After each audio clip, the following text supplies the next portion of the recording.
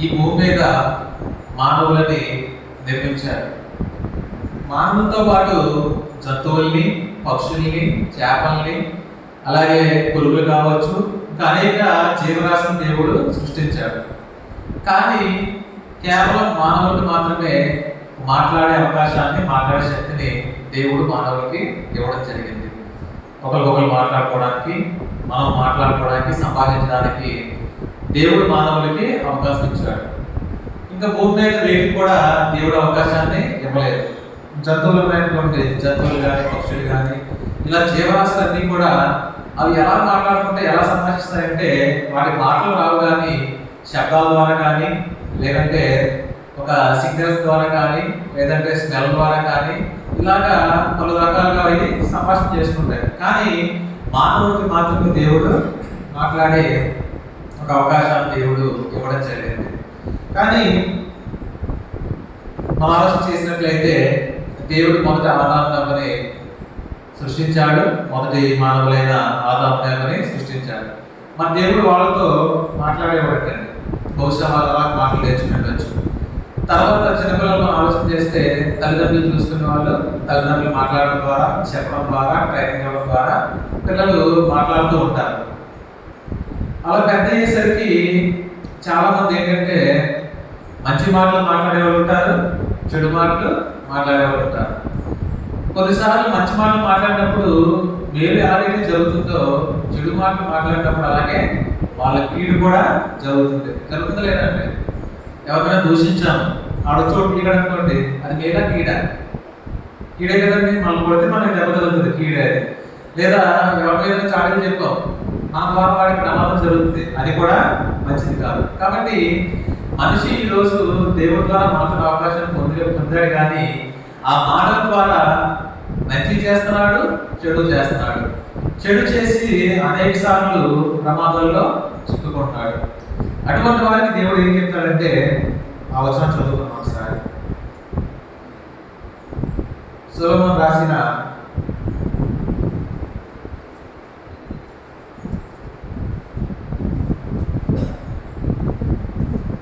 ప్రసంగి గ్రంథము 3వ అధ్యాయము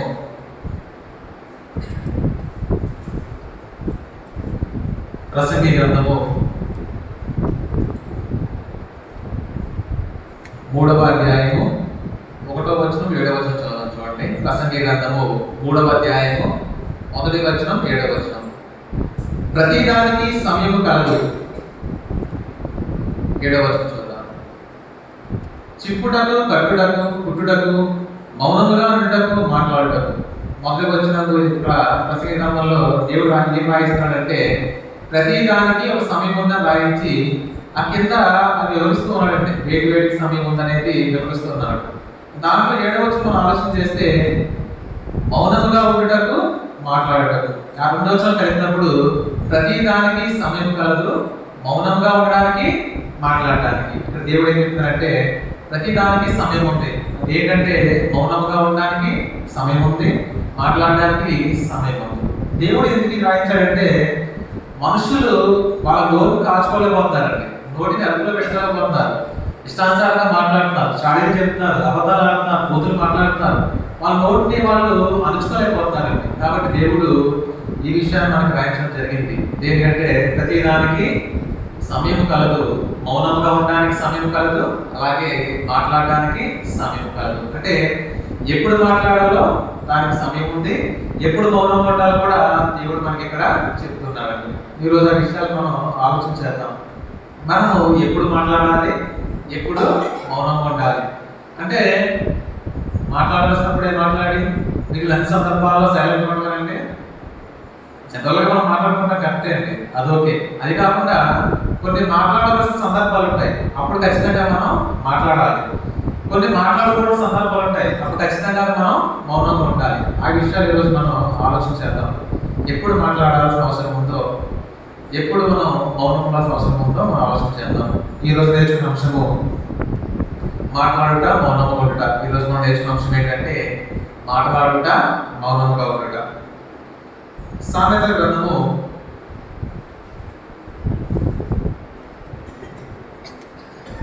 11వ సామెతల గ్రంథము 10వ అధ్యాయము 19వ వచనం చూద్దామండి. సామెతల గ్రంథము 10వ అధ్యాయము 19వ వచనం. విస్తారమైన మాటలలో దోషముండక మానదు, తన పెదవులను మూసుకొని వాడు బుద్ధిమంతుడు. చాలండి. విస్తారమైన మాటలలో దోషముండక మానదు, తన పెదవులను మూసుకుని వాడు బుద్ధిమంతుడు. అంటే విస్తారంగా మాట్లాడినప్పుడు దాంట్లో ఖచ్చితంగా దోషం అనేది ఉంటుందంటే, అటువంటి సందర్భాల్లో మనం మాట్లాడకపోతే దేవుడు వాళ్ళు ఏమంటాడు? బుద్ధిమంతుడు. అటువంటి సందర్భాల్లో తన పెదవులను మూసుకుని వాడు బుద్ధిమంతుడు.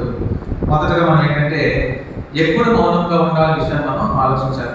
దేవుడు ఏం చెప్తాడంటే విస్తారమైన మాటల్లో దోషం ఉంటుంది కాబట్టి తన పెదవులను మూసుకున్న వాడు ఏమన్నాడు ఇక్కడ? బుద్ధిమంతుడు. కాబట్టి మొదటగా మనం ఏంటంటే ఎప్పుడు మౌనంగా ఉండాలి అనే విషయాన్ని మనం ఆలోచించేద్దాం. మనం చెప్పాలంటే ఎప్పుడు మౌనంగా ఉండాలో జనరల్గా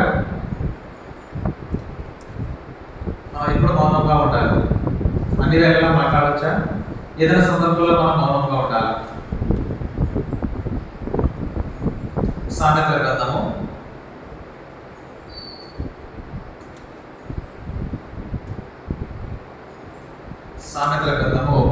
12వ అధ్యాయము 16వ వచనం అండి. సామెతల గ్రంథము 12వ అధ్యాయము 16వ వచనం. మనం ఎప్పుడు మౌనంగా ఉండాలి విషయాలు మనం ఆలోచన చేస్తున్నాము.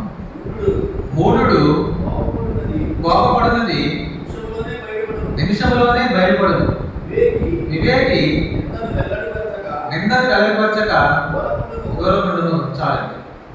మూఢుడు కోపపడినది నిమిషంలోనే బయలుపడదు. ఇప్పుడు మొదటగా మనం ఎప్పుడు మౌనంగా ఉండాలంటే కోపంలో ఉన్నప్పుడు మౌనంగా ఉండాలంటే ఇక్కడ విషయం దేవుడు చెప్తున్నాడు. మూఢుడు కోపపడినది ఇంగ్లీష్లో చూస్తే ఫూల్ అంటాడు. ఫూల్ అంటే ఇక్కడ సంభాషించాడు దేవుడు. ఒక ఫూల్, ఒకవేళ ఫూల్ కోపం వస్తే వెంటనే బయట పెట్టేస్తాడంటే, మూఢుడు కోపం వస్తే వెంటనే బయట పెట్టేస్తాడు. ఆ కోపాన్ని నిలబెట్టేస్తాడు ఎవరి మీద, మనం పోషించడం ద్వారా, తిట్టడం ద్వారా, లేదా వాళ్ళ మీద పడి కొట్టడం ద్వారా ఒక మూఢుడు తన కోపాన్ని వెంటనే నిలబెట్టేస్తాడంటే. జనరల్గా ఈ గొడవలు అనేది ఎప్పుడు ఎక్కడ ప్రారంభం అవుతాయండి? ఇప్పుడు ఒక ఇద్దరు మనుషులు, ఒక మనిషిని చంపేశాడు. ఎలా ప్రారంభం అవుతుందండి? ఆ మనిషి మీద కోపం ఉండడం ద్వారా, ఆ మనిషి మీద పగపట్టడం ద్వారా, వీళ్ళిద్దరూ తిట్టుకోవడం ద్వారా, ఆ ద్వేషం అనేది, ఆ పాపం అనేది పెరగడం ద్వారా అతనికి ప్రమాదం చేసే అవకాశం ఉంటుంది. అవునా కదండి? లేదా ఎవరో కోపం లేకుండా ఏం లేకుండా సైలెంట్గా ఇప్పుడు చంపేస్తారండి? చెప్పడండి. ముందు కోపం వచ్చినప్పుడే కంట్రోల్ తప్పిపోయి ముందు దోషం మొదలు పెడతారండి.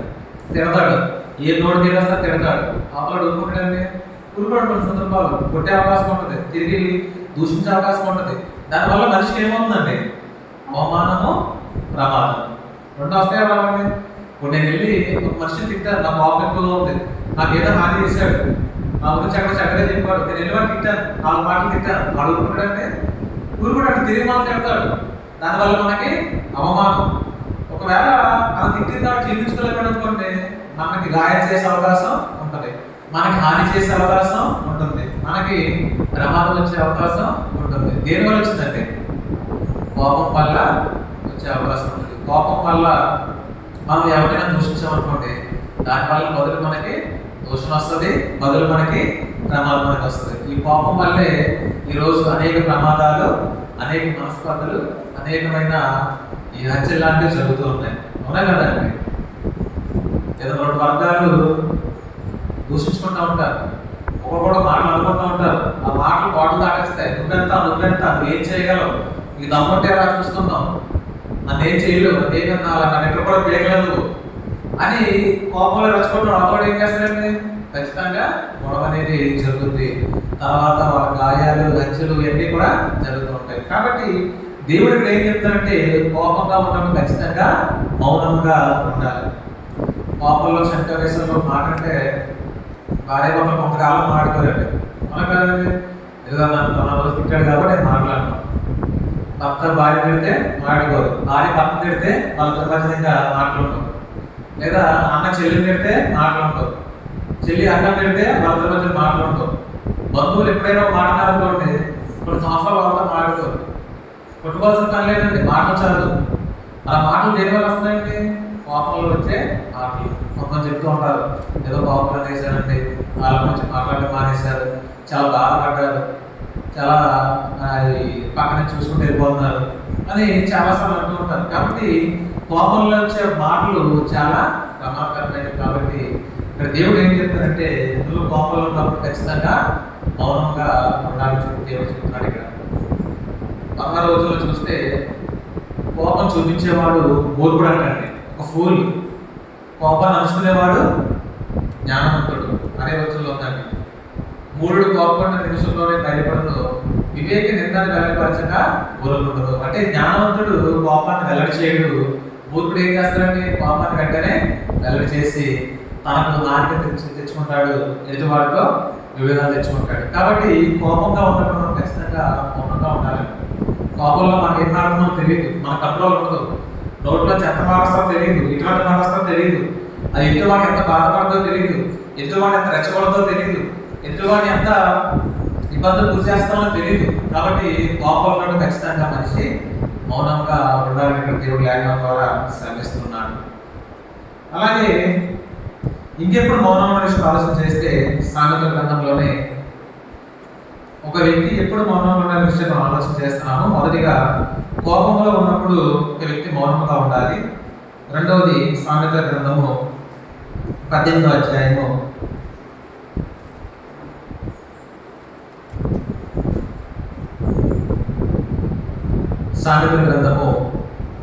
13వ అధ్యాయము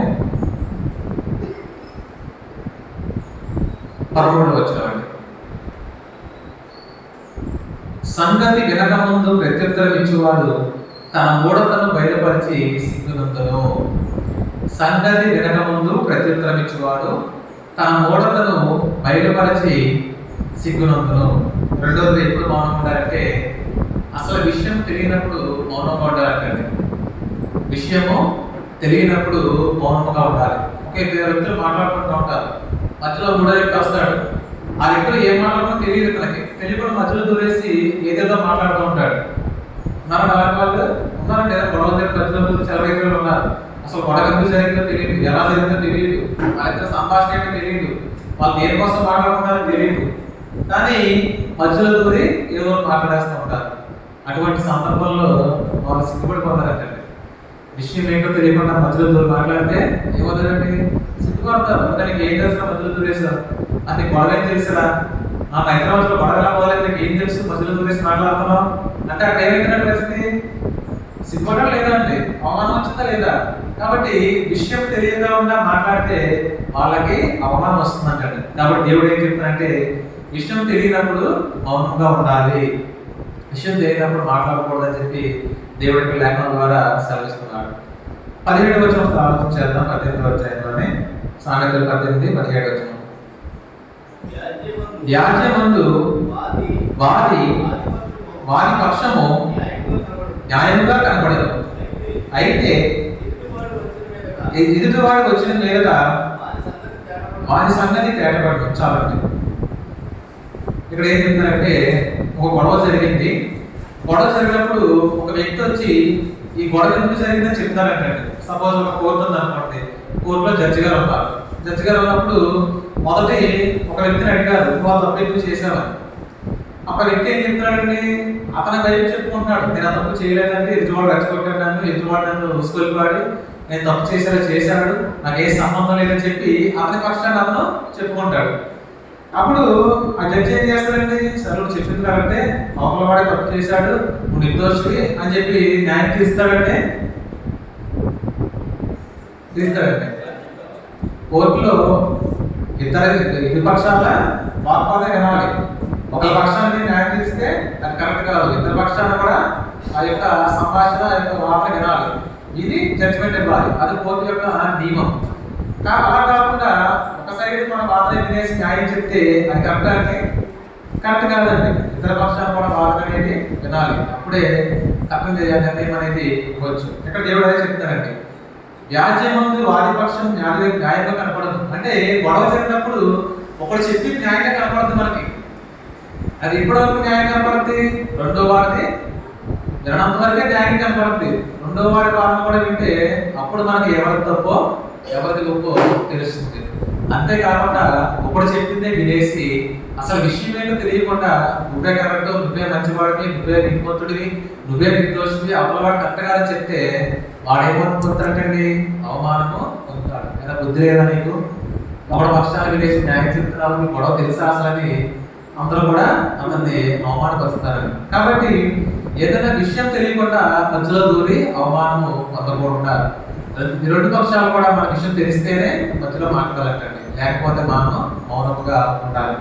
కాబట్టి విషయం తెలియకుండా మధ్యలో దూరి మాట్లాడితే అవమానం వస్తుంది, అలాగే సిగ్గుపడతారు. కాబట్టి విషయం తెలియనప్పుడు దేవుడు మనకి ఏం చెప్తారంటే మౌనముగా ఉండాలి. విషయం తెలియకుండా ఎవరి గొడవల్లోనూ దూరకూడదు, ఎవరిని కూడా మనం వెనకేసి రాకూడదు, ఎవరిని కూడా మనం సపోర్ట్ చేయకూడదు. అలా చేసి అవమానం పొందకూడదు, అలా చేసి మనం సిగ్గుపడకూడదు. అవతల వాడు కాబట్టి నీకు ఏం తెలుసు అంటే అక్కడ మనం అవమానం వచ్చినట్టే. నీకు ఏం తెలుసు మధ్యలో వచ్చామంటే మనం సిగ్గుపడుకోవాలి అక్కడ. కాబట్టి మనం విషయం తెలియకుండా ఎట్టి పరిస్థితుల్లో మనం మధ్యలో దూరం మాట్లాడకూడదని ఇక్కడ దేవుడు చెప్తున్నాడు. కాబట్టి నీకు విషయం తెలియనప్పుడు నువ్వు ఖచ్చితంగా మౌనంగా ఉండాలని ఇక్కడ దేవుడు లేఖనం ద్వారా శ్రమిస్తున్నాడు. ఎఫెసీయులకు రాసిన పత్రిక. ఇంకా మనం ఎప్పుడు మౌనంగా ఉండాలని విషయాన్ని ఆలోచన చేద్దాము.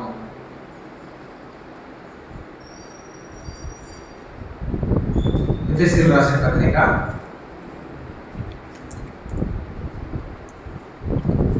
4వ అధ్యాయము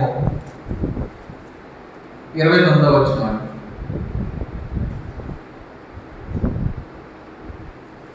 ఎఫెసీయులకు రాసిన పత్రిక 4వ అధ్యాయము 29వ వచనం.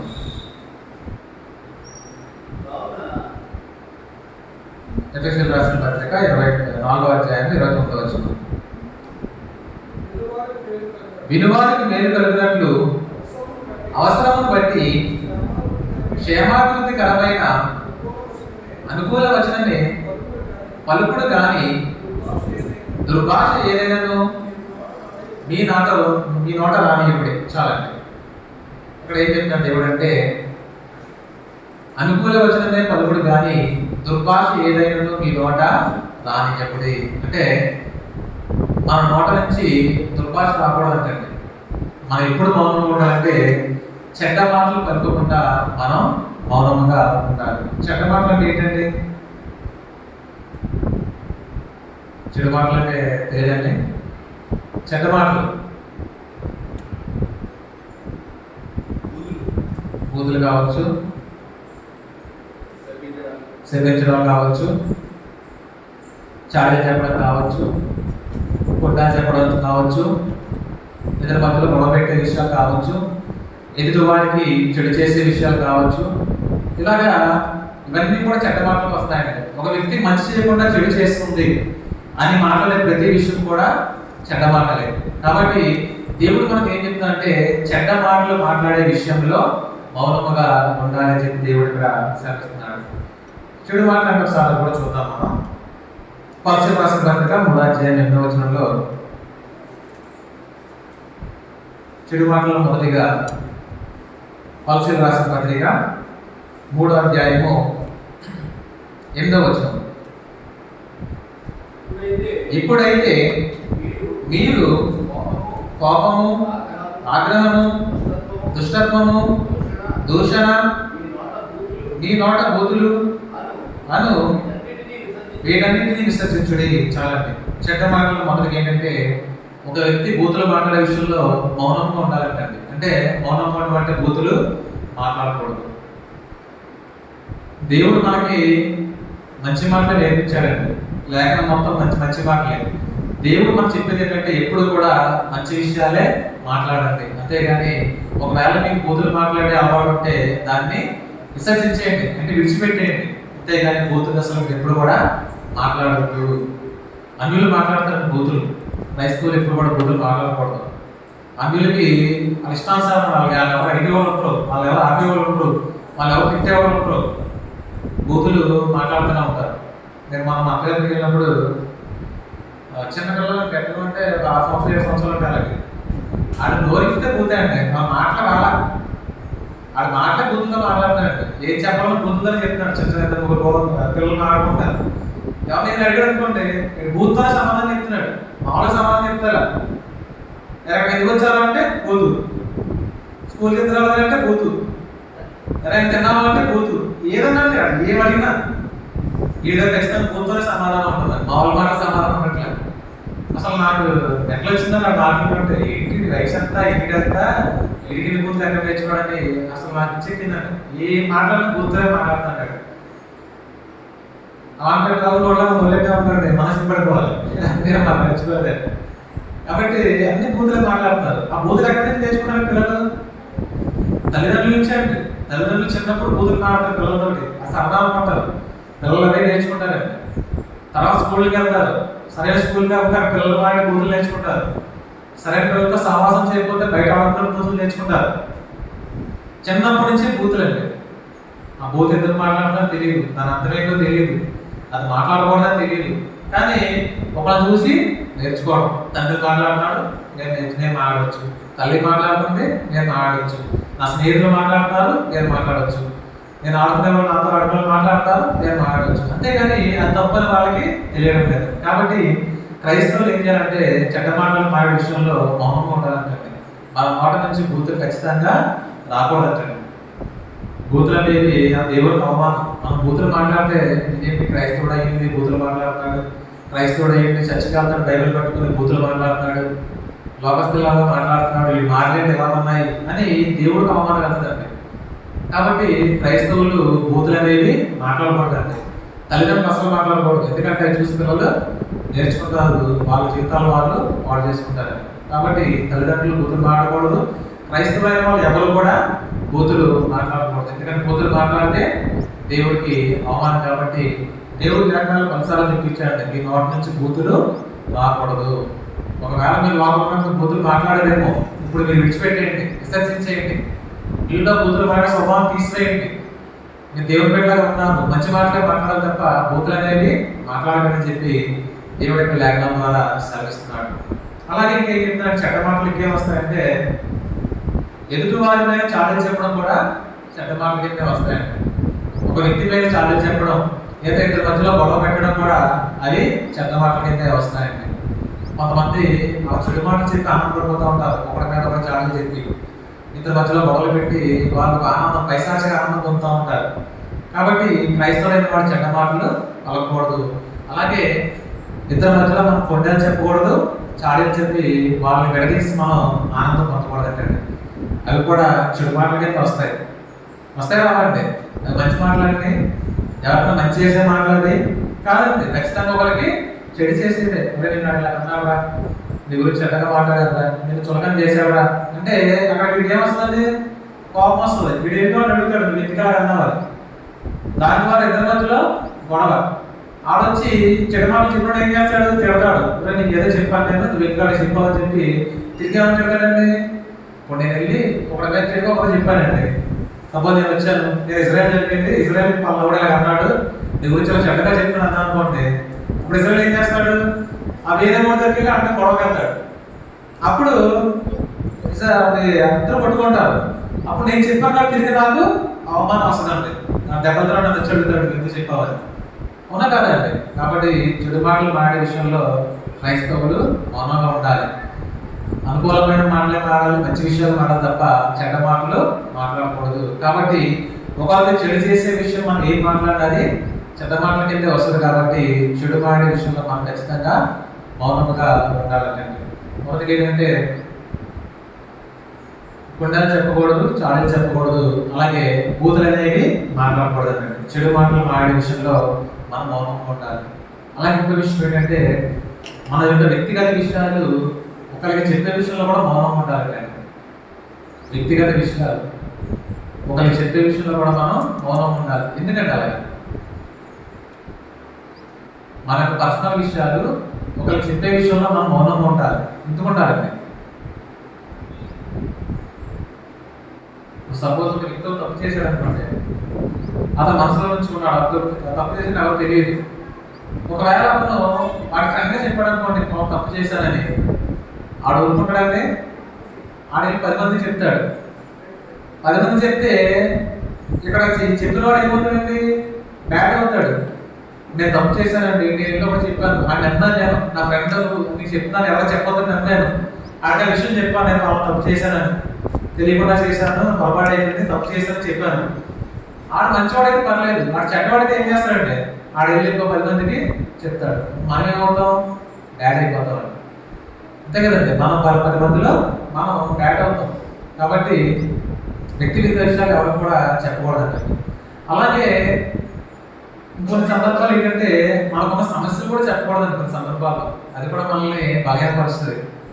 మనకు ఏదైనా సమస్య ఉంది, అది ఒకటి చెప్పామనుకోండి, అది మనం లోగుగా చూస్తాడు, మనల్ని చులకనగా చూస్తాడు. కాబట్టి వ్యక్తిగత విషయాలు ఒకటి చెప్పే విషయంలో మౌనంగా ఉండాలండి. ఎందుకంటే అవతల వాడు మనం నమ్మలేము, ఎవరు ఎప్పుడు ఎలా మాట్లాడతారో తెలియదు. మనతో స్నేహం ఉన్నసేపు ఆ విషయం బాగొచ్చు, ఒకవేళ మనతో గొడవ జరిగింది అనుకోండి, మన విషయాలు మొదలు బయట చెప్పేది వాడే, మన నమ్మిన వాడే. కాబట్టి చెడు మాటలు మాడే విషయంలో క్రైస్తవుడు మౌనంగా ఉండాలి. ఆ చెడ్డ మాటల్లో ఇవన్నీ వస్తాయండి. ఏమొస్తాయంటే బూతులు మాట్లాడకూడదు, ఎదుటి వారి మీద చాటులు చెప్పకూడదు, ఇద్దరి మధ్యలో గొడవలు పెట్టకూడదు, అలాగే మన వ్యక్తిగత విషయాలు కానీ మన యొక్క స్టాచ్యూని పరిహరించే విషయాలు కానీ ఎదుటి వారికి చెప్పకూడదండి. ఇవన్నీ కూడా చెడ్డ మాటల విషయాల్లోకి వస్తాయి. అలాగే ఇంకెప్పుడు మౌనంగా ఉన్న విషయాన్ని ఆలోచన చేస్తే సామెతల గ్రంథము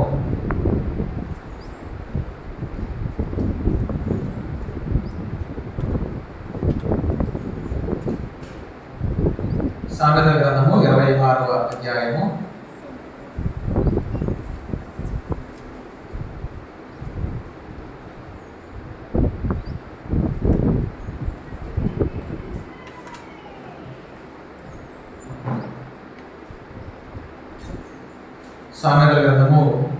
26వ అధ్యాయము 17వ వచనం.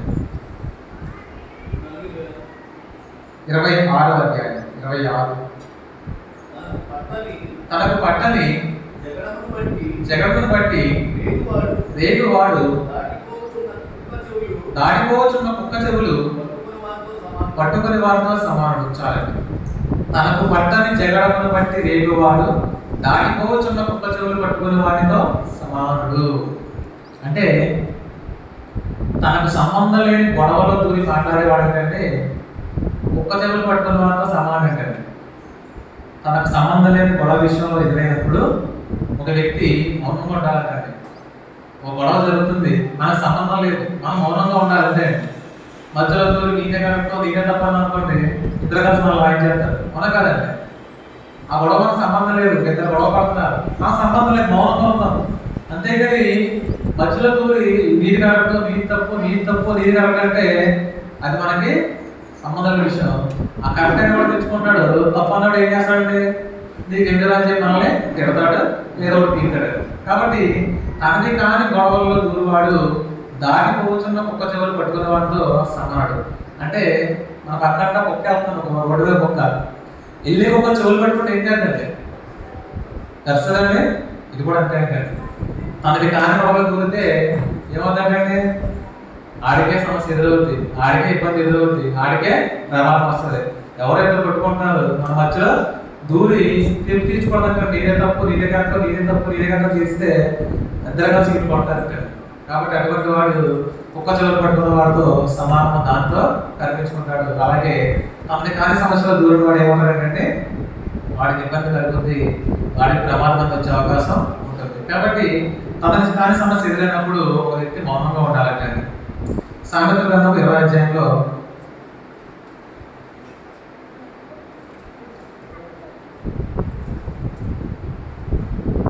సామెతల గ్రంథము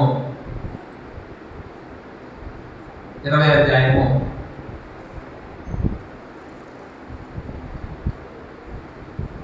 3వ వచనం. కలహమునకు దూరముగా ఉండుట నరులకు ఘనత, మూర్ఖుడైన ప్రతివాడును కోరునే కోరును. చాలండి. కలహమునకు దూరంగా ఉంట నరులకు ఘనత అంటే గొడవలు దూరం ఉండేవాడు ఘనత పొందుతాడంటే. అలాగే ఏమంటే మూర్ఖుడైన ప్రతివాడు పోరుడే పోరుడు. అంటే ఒక మూర్ఖుడు మాత్రమే గొడవలు కోరుకుంటాడు. ఎక్కడ గొడవలు జరుగుతాయా, మనం ఎక్కడ దూరేద్దామా, ఎక్కడ గొడవలు చేద్దామా అని చెప్పి ఒక మూర్ఖుడైన మాత్రమే గొడవలు కోరుకుంటాడంటే. అలా కాకుండా కలహములకు దూరంగా ఉంటే ఘనత వస్తుందంటే. కాబట్టి మనం ఏం చేయాలంటే గొడవలు దూరాలా, గొడవలు పడాలి. మనం ఎవరిద్దరు కొట్టుకుంటున్నారు, మనం వెళ్ళి గొడవ పడదామని వాళ్ళతోటి. కాబట్టి ఏదైనా సమస్య ఎదురైనప్పుడు మనం దాంట్లో దూరకూడదంటండి, మౌనంగా ఉండాలి. తనది కాని సమస్య అయినప్పుడు. ఇప్పుడు ఎవరైనా ఇంట్లో ఎవరైనా మందులు కొట్టుకుంటారు అనుకోండి, విడదీయడం తప్పు లేదు. రోడ్డు మీద ఎవరైతే కొట్టుకుంటారు, మనం వెళ్ళి విడదీసాం అనుకోండి, ఇద్దరు కలిసి మనలు కొట్టేస్తారు, మన దెబ్బలు తగులుతాయి. అవుతే తగలంటే తగులుతాయండి. చాలా చోట్ల మనం చూస్తూ ఉంటాం. నేను ఒకసారి అనుకుంటూ ఉంటానండి, ఒక అమ్మాయి మమ్మల్ని ఘోరంగా కత్తించుని పొడిచేస్తూ ఉంటాడు. మన వీడియోలు వస్తూ ఉంటాయి బయటికి. ఒక అమ్మాయిని ప్రేమించాడు, ఆ అమ్మాయిని ప్రేమించలేదు అనుకోండి, రోడ్లనే చంపేస్తారు. చంపేస్తున్నప్పుడు అందరూ చూస్తూ ఉంటారు కదా, ఎవరు పెడదనే ప్రయత్నం చేయరు. నేను చాలాసార్లు అనుకున్నాను, ఏంటిది ఒక అమ్మాయిని నిర్దాక్షిణ్యంగా రోడ్లు పొడిచేస్తున్నాడు, వాడు కత్తించుని పొడిచేస్తున్నాడు, ఇష్టం నరికేస్తున్నాడు, వీళ్ళంతా చూస్తున్నారు ఏంటి అని చెప్పి నేను అనుకుంటూ ఉండేవాడు అండి. బహుశా వేళ దూరితే ఎవరు పొడిచేస్తాడేమో, అందరూ వెళ్ళట్లేదేమో. అది దేవుడికి తెలియాలంటే విషయం. ఎందుకంటే తనది కాని సమస్య విడదీసే అవకాశం విడదీయలేక ఒకవేళ దూరడానికి ఏమవుతుంది, ఇతను పొడిచేయచ్చు. చాలా ప్రయత్నిస్తూ ఉంటారు వెళ్ళి విడదీయడానికి. ఒక వాడిని కత్తించి నేరుగా వచ్చేస్తాడు. కాబట్టి తనది కాని సమస్య జరిగినప్పుడు మనం ఖచ్చితంగా మౌనంగా ఉండాలంటే మనం మాట్లాడకూడదు. ఎవరైనా మధ్యలో గొడవ జరుగుతుంది అనుకోండి, మనం మాట్లాడకూడదు, మౌనంగా ఉండాలి. వాళ్ళ గొడవలో మనం దూరి మనం మాట్లాడి మనం ఇబ్బందులకు గురవకూడదు. కాబట్టి తనది కాని సమస్య ఎదురైనప్పుడు ఒక వ్యక్తి మౌనంగా ఉండాలి. ఇంకా ఎలాంటి విషయాల్లో మౌనంగా ఉండాలంటే, సామెతల గ్రంథము 16వ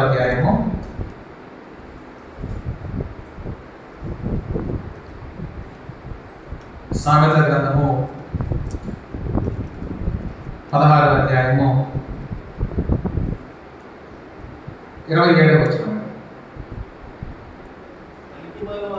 పనికి మాలిన వాడు కీడును తవ్వి పైకెత్తును, వాని కడవల మీద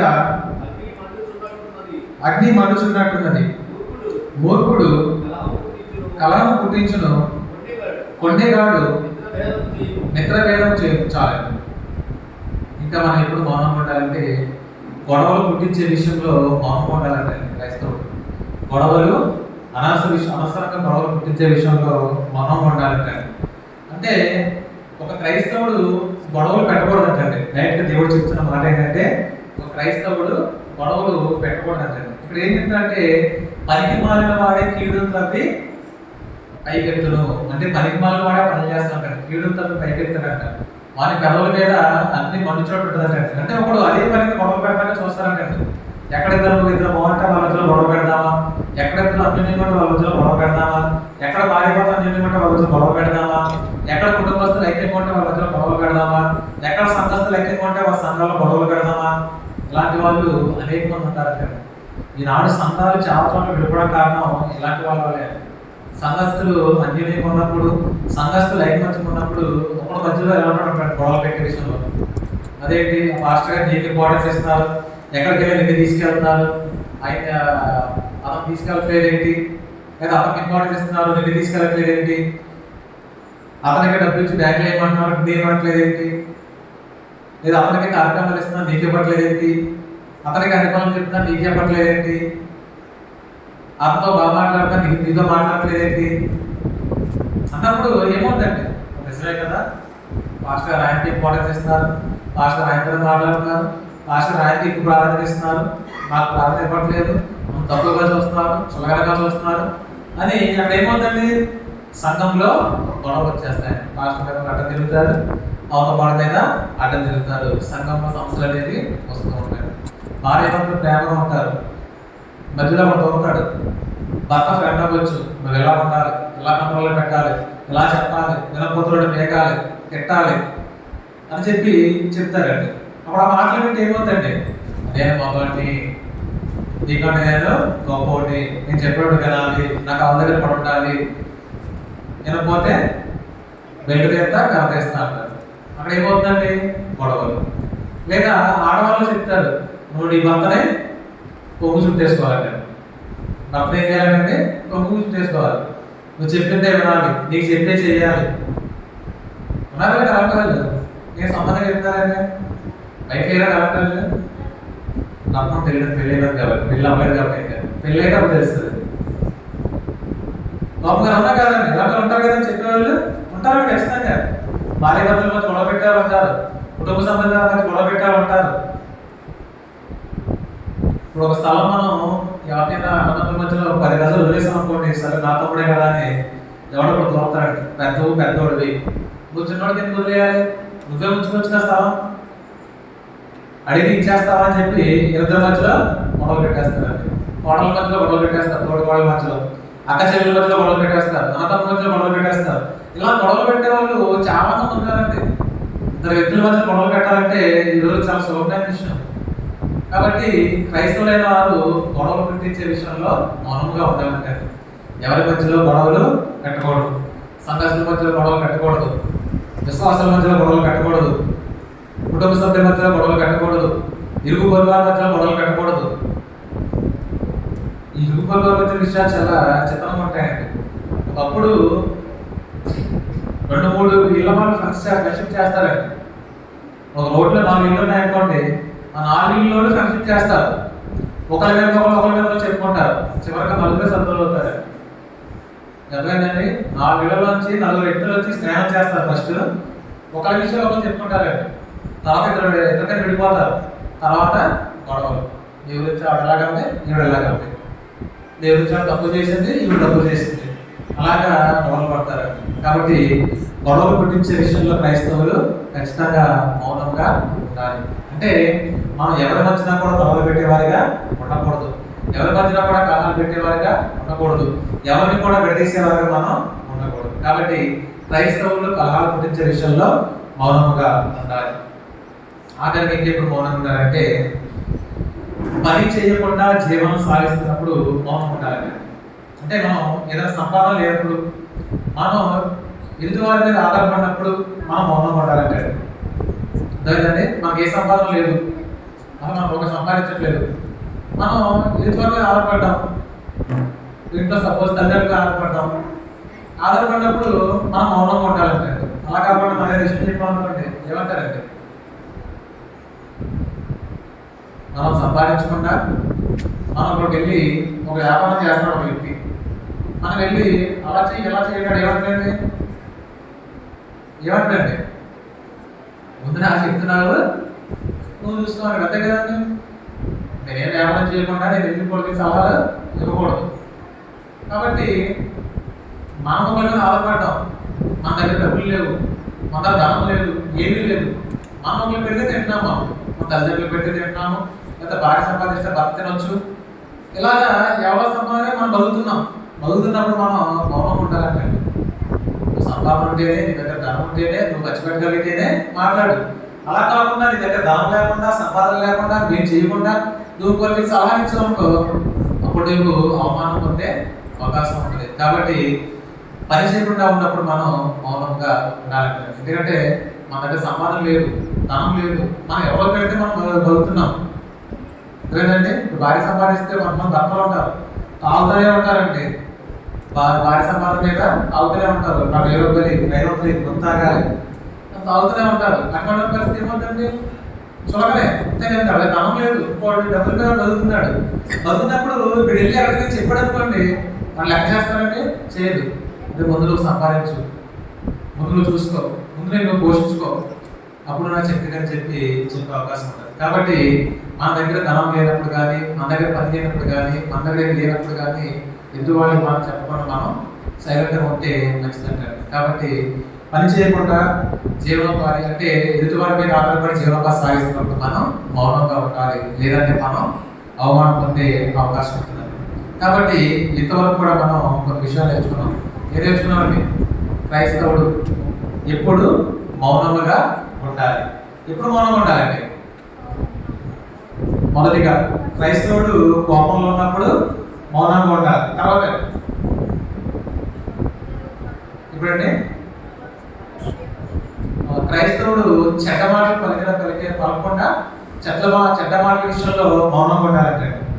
తర్వాత క్రైస్తవుడు అసలు విషయం తెలియనప్పుడు మౌనం ఉండాలంటారు. లేదా ఇద్దరు మధ్యలో దూర విషయం తెలియకుండా మనకి న్యాయం ఇచ్చామనుకోండి, మనం ఎదురయ్యే అవకాశం ఉంటుంది. మనం కాదండి, మనం అవమానం పొందే అవకాశం ఉంటుంది. కాబట్టి అసలు విషయం ఏంటో తెలియనప్పుడు మనం మౌనంగా ఉండాలి. అంతేగాని మధ్యలో దూరి నీరు తప్ప మనం ఎవరు కూడా న్యాయం తీర్చకూడదు. అలాగే క్రైస్తవుడు చెడు మాటలు మాట్లాడే విషయంలో మౌనంగా ఉండాలి. దాంట్లో మనం బూతులు మాట్లాడకూడదు, అలాగే ఉండాలి చెప్పకూడదు, అలాగే ఎదుటివాడికి హాని చేసిన ఏది కూడా చెప్పకూడదండి. అలాగే ఇంకేమనుకున్నాను, ఇంకా ఏ విషయంలో మౌనంగా ఉండాలి? కలహాలు పుట్టించే విషయంలో క్రైస్తవుడు మౌనంగా ఉండాలి. అంటే క్రైస్తవుడు గొడవలు పుట్టించకూడదు, కలహాలు పుట్టించకూడదు, ఏ ఇద్దరి మధ్య గొడవలు పుట్టించకూడదు, ఏ సంఘస్థుల మధ్య గొడవలు పుట్టించకూడదు, ఇరుగు పొరుగు మధ్య గొడవలు పుట్టించకూడదు, అలాగే కుటుంబస్తుల మధ్య, భార్యాభర్తల మధ్య, అన్నదమ్ముల మధ్య, అక్కచెల్లెల మధ్య, ఎవరి మధ్యన కూడా గొడవలు అనేవి పుట్టించకూడదు. క్రైస్తవుడు మౌనంగా ఉండాలని. లాస్ట్ క్రమం ఏంటంటే పని చేయకుండా జీవనం కోసం సాగించే వాళ్ళు మౌనంగా ఉండాలి. కాబట్టి ఎన్ని విషయాల్లో మనం మౌనంగా ఉండాలి. కాబట్టి ఈరోజు మనం 2 విషయాలు తెచ్చుకుంటున్నాం: మాట్లాడుట, మౌనంగా ఉండుట. మొదటిగా ఏంటంటే మౌనంగా ఉంటే ఆలోచించాం, ఎప్పుడు మౌనంగా ఉండాలి అనే విషయాన్ని ఆలోచించాం. ఎందుకు మౌనంగా ఉండాలని చెప్పాడు దేవుడు అంటే, విస్తారమైన మాటల్లో దోషం ఉండదు కాబట్టి మౌనంగా ఉండాలని చెప్పి దేవుడు చెప్పాడు. అలాగే ఎప్పుడు మాట్లాడాలో కూడా దేవుడు చెప్తాడండి. ఒక వ్యక్తి లేదా క్రైస్తవుడు ఎప్పుడు మాట్లాడాలి ఖచ్చితంగా అనే విషయం కూడా దేవుడు చెప్తున్నాడు. అది ఒకసారి మనం ఆలోచించేద్దాం. సామెతల గ్రంథం 25 అధ్యాయంలోనే ఇంత మనం చదువుకున్న లేఖనాలు స్టార్టింగ్ లో. సామెతల గ్రంథము 25 అధ్యాయం 11 వచనం ఒకసారి చూస్తే,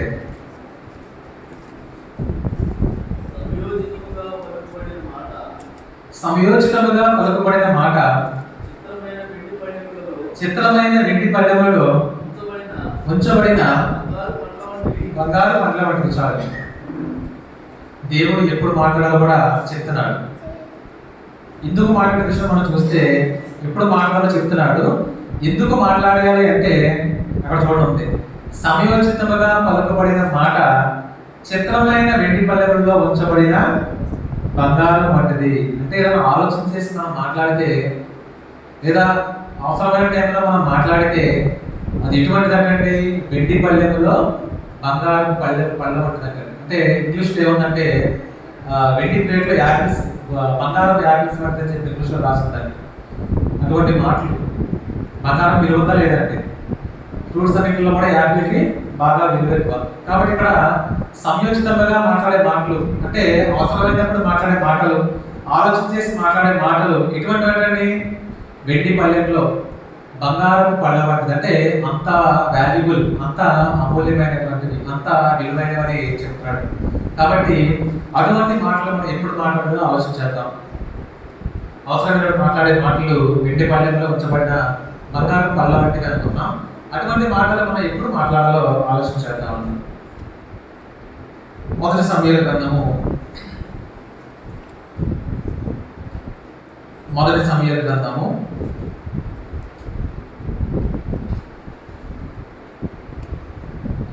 23వ అధ్యాయము. సమూయేలు మొదటి గ్రంథము 23వ అధ్యాయము 16వ వచనం. 16వ వచనం. మొదటి సమూయేలు 23వ అధ్యాయము 16వ వచనం. అప్పుడు సౌలు కుమారుడైన యోనాతాను లేచి వనములో ఉన్న దావీదు వద్దకు వచ్చి, నా తండ్రి అయిన సౌలు నిన్ను పట్టుకున్న జాలడు, నీవు భయపడవద్దు, నీవు ఇశ్రాయేలుకు రాజు అవుదువు, నేను నీకు సహకారం అవుదును, ఇది నా తండ్రి అయిన సౌలునకు తెలిసి ఉన్నదని అతనితో చెప్పి దేవుని బట్టి అతన్ని బలపరిచెను. మనం ఎప్పుడు మాట్లాడాలి అనే విషయం ఆలోచన చేస్తున్నాము. మొదటిగా దాంట్లో ఏంటంటే, ఎవరైనా ఆపదలో ఉన్నప్పుడు మనం ఖచ్చితంగా మాట్లాడాలండి. ఎవరైనా ఆపదలో ఉన్నప్పుడు మనం ఖచ్చితంగా మాట్లాడాలి. ఏం మాట్లాడాలండి? ఇప్పుడు సపోజ్ ఒక వ్యక్తి ప్లేటర్స్ పడిపోయి డెంగ్యూ ఫీవర్ వచ్చింది, ప్లేటర్స్ బాగా తగ్గిపోయింది, హాస్పిటల్లో ఉన్నాడు, ప్రమాదంలో ఉన్నాడు. అక్కడ మనం వెళ్ళి ఏం మాట్లాడాలండి?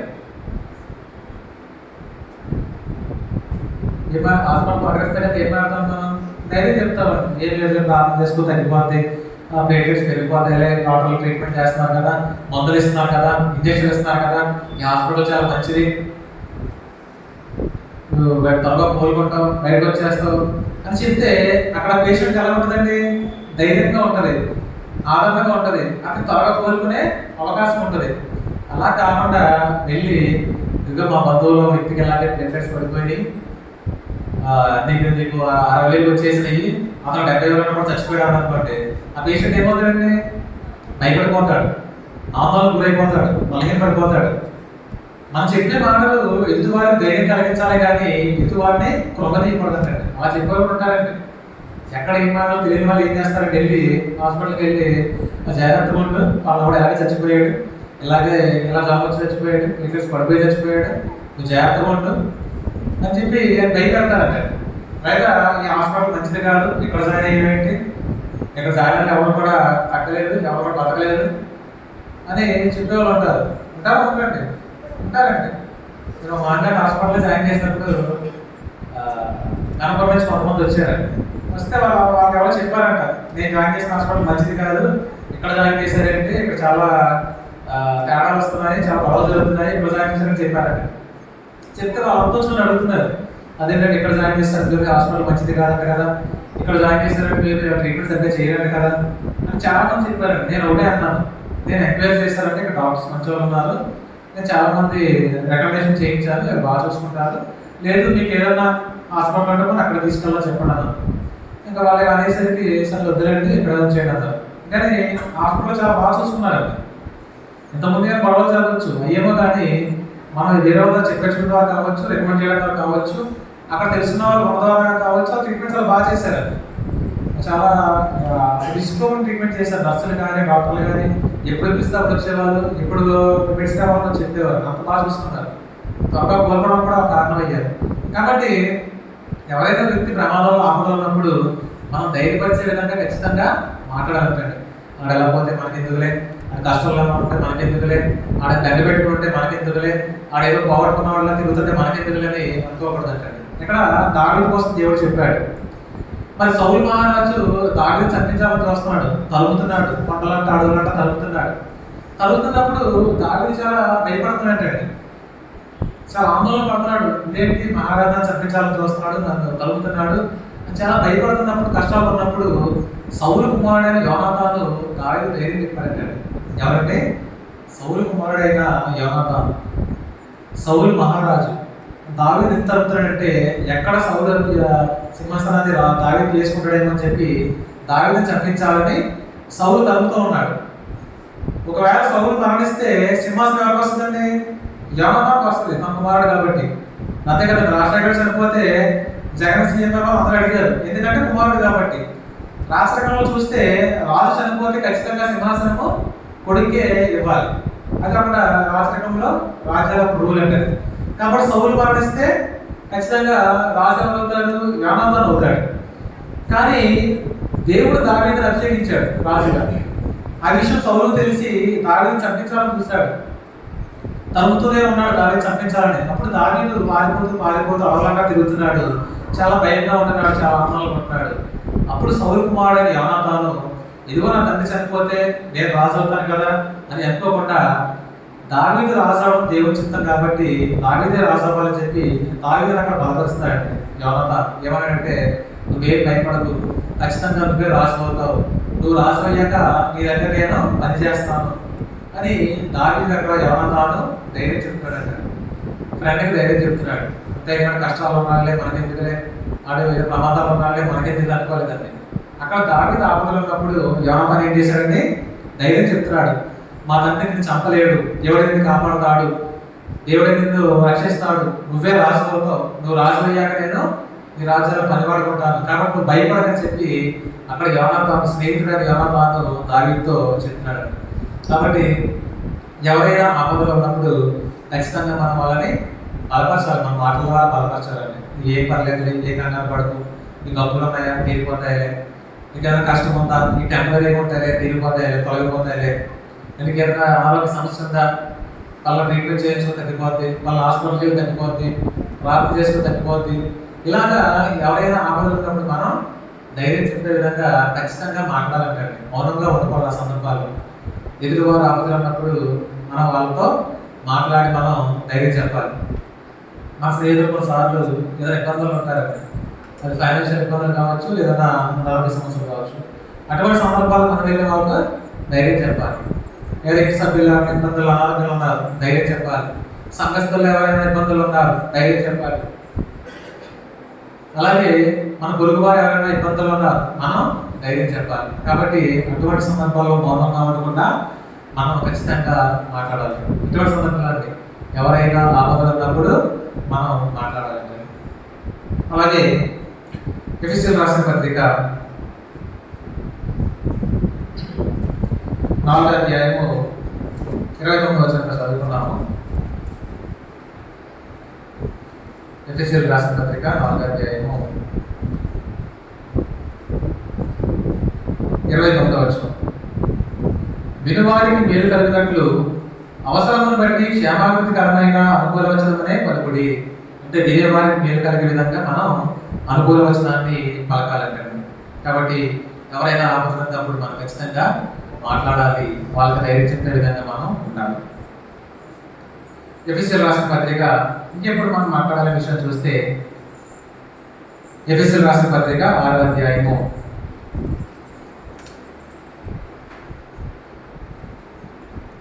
13వ వచనము. ఎఫెసీయులకు రాసిన పత్రిక 6వ అధ్యాయము 19 నుంచి 20 వచనాలండి. మరియు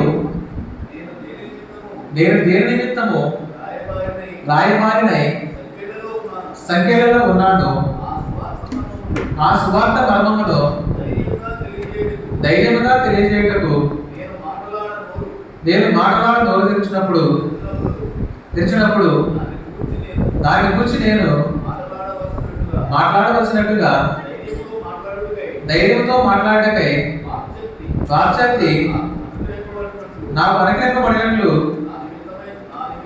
నా నిమిత్తమును పూర్ణమైన పట్టుదలతో విజ్ఞాపన చేయించు మెరుగుగా ఉండేది. చాలండి. ఇంకా మనం ఎప్పుడు మాట్లాడాలంటే దేవుని మాటలు చెప్పవలసి వచ్చినప్పుడు మనం ఖచ్చితంగా మాట్లాడాలంటండి. దేవుని మాటలు చెప్పవలసి వచ్చినప్పుడు మనం మౌనంగా ఉండకుండా మాట్లాడాలంటండి. ఇక్కడ పౌలు గారు ఎఫెసీయులకు రాసిన పత్రిక లేఖ రాస్తున్నారు. ధైర్యంగా దేవుని మాటలు చెప్పాలి. ఎందుకంటే పౌలు గారు బందీగా ఖైదీగా జైల్లో ఉన్నారండి. అటువంటి సందర్భాల్లో కూడా ఆయన మౌనంగా ఉండలేదండి. ఆయన లేఖల ద్వారా అనేక మందికి ఆయన వాక్యాన్ని అందించాడు. కాబట్టి పౌలు గారు చంపాలని చాలా మంది తరిగారు, అయినా కూడా ఆయన భయపడలేదు. ధైర్యంగా దేవుని మాటలు చెప్తూనే ఉన్నాడు. పౌలు గారు అనేక పత్రికలు రాస్తారు, అనేక సంఘాలకి. కొత్త నిబంధన ఆల్మోస్ట్ పౌలు గారు రాసిన పత్రికలే ఉంటాయండి. ఆయన జైల్లో రాసిన పత్రికలు, బందీలో రాసిన పత్రికలు అనేక ఉంటాయి. కాబట్టి దేవుని మాటలు చెప్పవలసి వచ్చినప్పుడు మౌనంగా ఉండకూడదు. ఎవరైనా మిమ్మల్ని డౌట్ అడిగారు, దేవుని గురించి, బైబిల్ గురించి ఒక విషయం అడిగినప్పుడు మౌనంగా ఉండకూడదు. అంటే మీ దేవుడు ఎంతో గొప్ప విషయం అడిగారు అనుకోండి, కోపంగా ఏం చెప్తారండి? మీ దేవుడు ఎంతో గొప్ప, మీ దేవుడు ఎందుకు నమ్ముకోవాలి అనే విషయం మిమ్మల్ని అడిగారు, మీరు ఏం చెప్తారు? ఒకవేళ మనకు తెలిసిందనుకోండి, ఇదిగో మా దేవుడు సర్వశక్తిమంతుడు, మా దేవుడు సర్వజ్ఞుడు, సర్వంతర్యామి, అందుకే మా దేవుడు నమ్ముకోవాలి అని మనం చెప్పొచ్చు. ఒకవేళ తెలియదు అనుకోండి, మన వెంటనే పాస్టర్ గారు ఫోన్ చేసి ఆయన సమాధానం తెలుసుకొని చెప్పాలి. అంతేగాని అలా చెప్తారే నాకు తెలియదు కారణం అనుకోండి, అది కరెక్ట్ అనేది కాదంటండి. దేవుని విషయాలు చెప్పవలసి వచ్చినప్పుడు ఖచ్చితంగా మౌనంగా ఉండకుండా ఖచ్చితంగా మాట్లాడాలంటండి. ఎవరో మనం వచ్చి అడుగుతారు, మీరు వందనాలు చెప్తున్నారు కదా, నేను మరణాలు చెప్తున్నాను కదా, మీరు వందనాలు ఎందుకు చెప్తున్నారు, మరణాలు ఎందుకు చెప్పాలని అడుగుతారు. ఏం చెప్తారండి? ఎవరేం చెప్తే ఏముంటుంది అంటే, మీరు మరణాలు చెప్పండి, మేము వందనాలు చెప్తాం. మీరు ప్రయత్నాలు చెప్పండి, మేము వందనాలు చెప్తాం. అలా చెప్తారండి? చెప్పకూడదండి. బైబిల్లో వందనాలు చెప్పమని అనేక చోట్ల దేవుడు రాయించాడు. ఒకరికొకరు వందనాలు చెప్పుకోండి అని పౌలు గారు లేఖలో రాశారు, దేవుడు వాక్యంలో రాశారు. మరణాలు అనే విషయం ఎక్కడా కూడా లేదు బైబిల్లో. కాబట్టి మేము వందనాలే చెప్తాం, దేవుడు చెప్పినట్లు కానీ మనం చెప్పాలండి. అంతేగాని ఆ మరణాలు చెప్పారు, మనం కూడా మరణాలు చెప్పాం అనుకోండి, వద్దాం తప్పే కదా. బాగుందండి, మరణాలు అనేది బైబిల్లో లేదు. లేనప్పుడు మనం ఎందుకు చెప్పాలి? లేదా ఎవరైనా మరణాలు ఎప్పుడైనా చెప్పారా? బైబిల్ ఎక్కడైనా కొత్త నిబంధన కానీ పాత నిబంధన కానీ ఒకరికొకరు మరణాలు చెప్పుకున్నారా?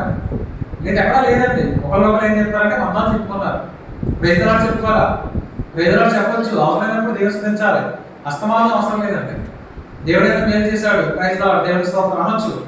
ఎవరు కనబడితే ప్రైజ్ లార్డ్, ఎవరు ఫోన్ చేస్తే ప్రైజ్ లార్డ్, అవసరం లేదండి. దేనికి ప్రైజ్ లార్డ్ అండి? అలవాటు ప్రైజ్ లార్డ్ వందనాలు చెప్పుకోవాలండి. దేవుడు మనకు మేలు చేస్తే ప్రైజ్ లార్డ్ చెప్తాం. దేవుడు నాకు మేలు చేస్తాను, దీనికి స్తోత్రం చెప్పండి. 100 సార్లు చెప్పండి, తప్పలేదు మీకు మేలు చేసినప్పుడు. కానీ బైబిల్ ఏం చెప్పాడంటే ఖచ్చితంగా ఒకరికొకరు వందనాలు చెప్పుకోవడం చెప్పి బైబిల్ అనేక చోట్ల రాయించాడు. కొత్త గ్రంథంలో అనేక చోట్ల ఒకరికొకరు వందనాలు చెప్పండి పత్రికలో రాశారు. ఇదిగో పౌలంటే నేను వందనాలు చెప్తున్నాను, గలతీయుల సంఘానికి వందనాలు చెప్తున్నాను, కొరింథీయుల సంఘానికి వందనాలు చెప్తున్నాను, తీతుకు వందనాలు చెప్తున్నాను. అనేక చోట్ల వందనాలు వందనాలు వందనాలు వందనాలే ఉంటాయి. బైబిల్ చదివాలు చూస్తే తెలుస్తుంది అలవాటు ఉన్నవారు. కాబట్టి ఎవరిని అడిగారు మనం చెప్పండి, ఒకరికొకరు వందనాలు చెప్పుకోమని బైబిల్లో ఉందండి. అసలు వాక్యం ద్వారా చెప్పారు, లేఖనాల్లో చూపించి చెప్పారు. ఒకవేళ మరణాత చెప్పమని బైబిల్లో ఉందా చూపించండి నేను చెప్తాను. ఉంటే చెప్పండి. ఓకేనండి, అక్కడ బైబిల్లో మరణం చెప్పమని ఉందా అనుకోండి చెప్పండి. అలా కాకుండా ఇలా మనం దేవుడి మాటలు చెప్పవలసి వచ్చినప్పుడు మనం ఖచ్చితంగా మాట్లాడాలండి. లేదా ఎవరైనా దేవుడి మాటలు అడిగినప్పుడు, దేవుడి వాక్యం చెప్పాలనుకున్నప్పుడు ఖచ్చితంగా మనం దేవుడి మాటలు చెప్పాలి. చెప్పినప్పుడు దేవుడు మనల్ని దీవిస్తాడు. కాబట్టి దేవుడి మాటలు చెప్పవలసి వచ్చినప్పుడు మనం ఖచ్చితంగా మాట్లాడాలంటే. ఇంకా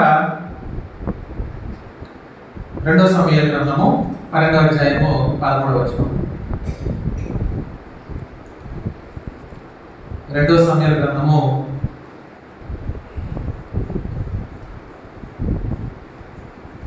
12వ అధ్యాయము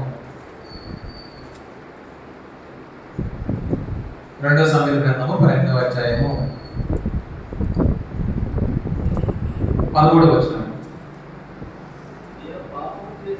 నేను పాపము చేసిందని దావీదు నాతానుతో అనగా, నాతాను నీవు చావకున్నట్లు యెహోవా నీ పాపమును పరిహరించను. చాలు చాలు.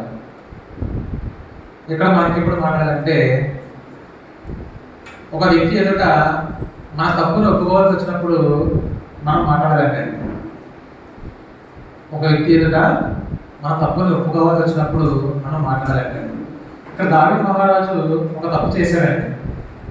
తప్పు చేసినప్పుడు దేవుడు నాతాను పంపించాడు. నాతాను పంపించి, ఇదిగో నువ్వు తప్పు చేసావు, నువ్వు పాపం చేసావు అన్నప్పుడు దావీదు వెంటనే గ్రహించి ఏం చేశాడంటే, అవును నేను తప్పు చేశానని చెప్పి పశ్చాత్తాపడ్డాడండి. అప్పుడు నాతాను ఏం చెప్తానంటే, నువ్వు పాపం చేసి నువ్వు నాతో ఒప్పుకున్నావు కాబట్టి నువ్వు చావకుండా యెహోవా నీ పాపమును పరిహరించను ఇక్కడ చెప్తున్నాను. కాబట్టి ఒక వ్యక్తి ఎదుటివారి దగ్గర తప్పు ఒప్పుకోవాల్సి వచ్చినప్పుడు మాట్లాడాలంటండి. అంటే మన వల్ల ఎవరికైనా ఒక ప్రమాదం వచ్చింది, మన ద్వారా ఎవరికైనా ఒక ఆటంకం వచ్చింది, ఖచ్చితంగా వెళ్ళి ఇదిగో నా వల్ల జరిగింది, నన్ను క్షమించు, తప్పు నేనే చేస్తాను అని ఒప్పుకుంటే అక్కడ మధ్యలో రిలేషన్ అవుతుందండి, బాగుంటుందండి, గొడవలు లేకుండా ఉంటుంది. ఏదైనా తప్పు చేసినప్పుడు మనం ఏదైనా చెడు మాటలు చెప్పడం ద్వారా ఒక వ్యక్తికి ఇబ్బంది కలిగింది, మనం ఆ వ్యక్తి దగ్గరికి వెళ్ళి ఇదిగో నేనే చేశాను, ఇది నేనే చెప్పాను, నన్ను క్షమించాను ఒప్పుకుంటే అక్కడ గొడవలు అనేవి సమసిపోతాయి. కాబట్టి తప్పు ఒప్పుకునేటప్పుడు మనం ఖచ్చితంగా మాట్లాడాలి. ఒక వ్యక్తి దగ్గర మనం చేసిన తప్పు ఒప్పుకునేటప్పుడు ఖచ్చితంగా మాట్లాడాలి. దావీదు ఘోరమైన తప్పు చేశాడు, తన జీవితంలో చేసిన తప్పు ఇదే అంటే. దావీదు ఒక స్త్రీతో అక్రమ సంబంధం పెట్టుకుని ఆ భర్తని చంపించేశాడు. యుద్ధానికి పంపించి ఆ భర్తని యుద్ధంలో ఫస్ట్ లైన్లో పెట్టి ఆ భర్త చనిపోయేలా చేసి ఆ ఒక స్త్రీని వివాహం చేసుకున్నాడు, బత్షెబాని. చాలా ఘోరమైన తప్పు చేశాడు. రాజుని కదా నన్ను ఎవరు అడుగుతారు అనుకున్నాడు. అప్పుడు వెంటనే దేవుడు ప్రవక్తను పంపించి దావీదుకు అర్థమయ్యేలా చెప్పాడు. వెంటనే దావీదు తెలిసింది, నిజమే ఈ తప్పు నేనే చేశాను, నేనే బత్షెబాని మోహించి ఆ బత్షెబ భర్తని యుద్ధంలో ముందుకు పంపించి ముందు లైన్లో ఉండేలా చూసి యుద్ధంలో చనిపోయేలా చేసి బత్షెబ నేను వివాహం చేసుకున్నాను, నేను చేసిన తప్పని తెలుసుకుని వెంటనే ప్రవక్త దావీదు ఒప్పుకున్నాడండి. ఒప్పుకోగానే అక్కడ నాతాను ఏం చేశాడండి, నీవు చావకుండా దేవుడిని తప్పుని పరిహరించాడని చెప్పాడు. కాబట్టి మనం ఏదైనా తప్పు చేసినప్పుడు ఎవరైనా హాని చేసినప్పుడు వాళ్ళ ఒప్పుకుంటే మనం ఖచ్చితంగా మన తప్పు అనేది పరిహరింపబడుతుంది. అక్కడ మన సమస్యకి సొల్యూషన్ అనేది దొరుకుతుంది. చివరిగా ఇంకెప్పుడు మనం మాట్లాడాలి అంటే, చివరిగా దేవుని ఎదుట పాపాన్ని ఒప్పుకోవాల్సి మనం మాట్లాడాలి. దేవుని ఎదుట మన పాపాన్ని ఒప్పుకోవాల్సి వచ్చినప్పుడు మనం మాట్లాడాలి. అంటే ఈ జీవితంలో మనం అనేక పాపాలు చేస్తాం, అనేక తప్పులు చేస్తాం, అనేక ఘోరాలు చేస్తాం, అనేక అతిక్రమాలు చేస్తాం. ఇవన్నీ కూడా మనం దేవుడి ముందు ఒప్పుకోవాలంటే ఎప్పుడూ కూడా మనం చేసిన పాపాలు దేవుడి దగ్గర. సామెతల గ్రంథము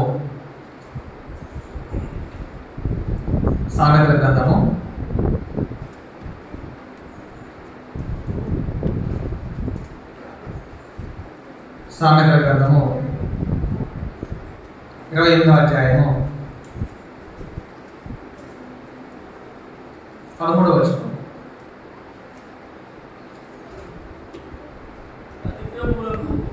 అతిక్రమములను దాచిపెట్టువాడు వర్ధిల్లడు, వాటి ఒప్పుకొని విడిచిపెట్టువాడు కనికరం పొందును. ఉంచాలని అతిక్రమములను దాచిపెట్టేవాడు వర్ధిల్లడు, వాటిని ఒప్పుకొని విడిచిపెట్టేవాడు కనికరం పొందుతాడు. అంటే పాపాలు చేసేవాడు ఒప్పుకుంటే దేవుడి దగ్గర, దేవుడి ద్వారా కనికరం పొందుతారు చెప్పారు. అలాగే మొదటి యోహాను 1 నుంచి, యోహాను రాసిన మొదటి పత్రిక 1వ అధ్యాయము 8 నుంచి 10 వచనాలు చూస్తే, యోహాను రాసిన మొదటి పత్రిక 1వ అధ్యాయము 8 నుంచి 10 వచనాలు. మనము పాపము లేని వాడమని చెప్పుకునే ఎడల మనల్ని మనమే మోసపరుచుకుందాము, మరియు మనలో సత్యం ఉండదు. మన పాపములను మనం ఒప్పుకునే ఎడల ఆయన నమ్మదగిన వాడును నీతిమంతుడును కనుక ఆయన మన పాపములను క్షమించి సమస్త దుర్నీతి నుండి మనలను పవిత్రులుగా చేయును. మనము పాపము చేయలేదని చెప్పుకునే ఎడల ఆయన అబద్ధికులుగా చేయవారు మొదము, మరియు ఆయన వాక్యము మనలో ఉండదు. కాబట్టి దేవుడు ఇక్కడ ఏం చెప్తారంటే, మేము పాపం చేయలేదు, మేము ఎటువంటి తప్పు చేయలేదని ఒకవేళ మనం చెప్పుకుంటే మనల్ని మనమే మోసం చేసుకునే వాళ్ళు అవుతా ఉంటారు. ఏమవుతామంటే సత్యాలు ఏమవుతామంటే, మనము పాపం, మన దగ్గర పాపం లేదు, నేను ఏ తప్పు చేయట్లా, నేను పరిశుద్ధుడిని, నేను నీతిమంతుడు అనుకుంటే అది మనల్ని మనమే మోసపరుచుకున్నట్టు అవుతాకండి. అది మనకే చెడు, మనకే కీడంటండి. అలా కాకుండా ఇంకో దేవా, నేను అనేక పాపాలు చేశాను, అనేక అతిక్రమాలు చేశాను, అనేక తప్పులు చేశాను, మనం క్షమించాలని దేవుడు ప్రార్థన చేసుకుంటే, దేవుడితో మనం మాట్లాడితే దేవుడు మన పాపాలని క్షమిస్తాడు. కాబట్టి దేవుడి దగ్గర పాపాలు ఒప్పుకునేటప్పుడు మనం మాట్లాడాలంటే, లాస్ట్ ఏంటంటే క్రైస్తవులు రక్షణ పొందేటప్పుడు ఖచ్చితంగా మాట్లాడాలంటే, రక్షణ పొందేటప్పుడు మాట్లాడలేదు. ఏం మాట్లాడాలంటే అది కూడా చూద్దాం. ఆఖరి ఏంటంటే రోమిలకు రాసిన పత్రిక 10వ అధ్యాయము, రోమిలకు రాసిన పత్రిక 10వ అధ్యాయము 8 నుంచి 10 వచనాలు.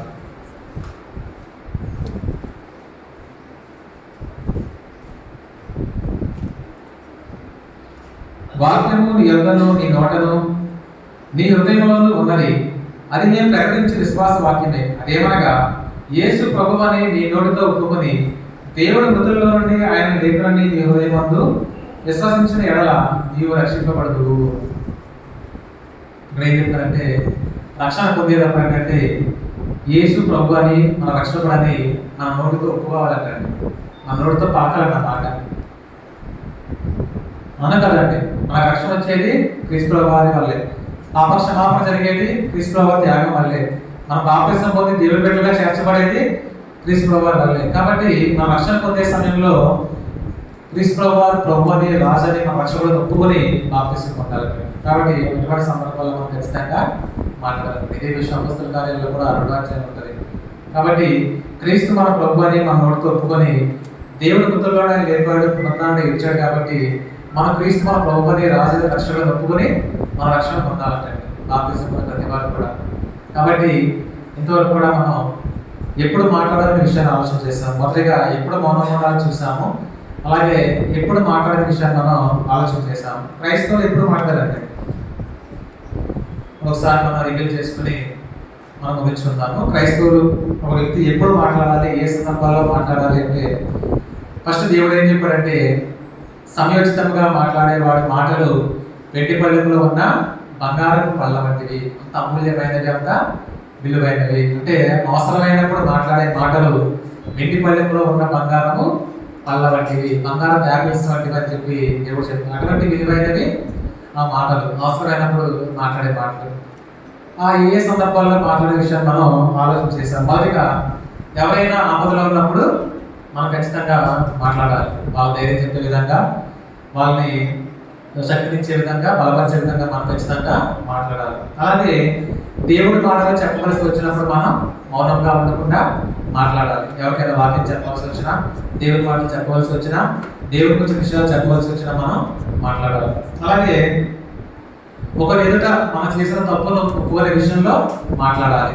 అంటే మనం ఎవరైనా విషయంలో తప్పు చేస్తే వాళ్ళ దగ్గర తప్పు ఒప్పుకొని వాళ్ళతో మనం సమాధానం పొందే విషయంగా మాట్లాడాలి. అంటే ఒకరి దగ్గర మనం తప్పు ఒప్పుకునే విషయంలో మనం మాట్లాడాలి.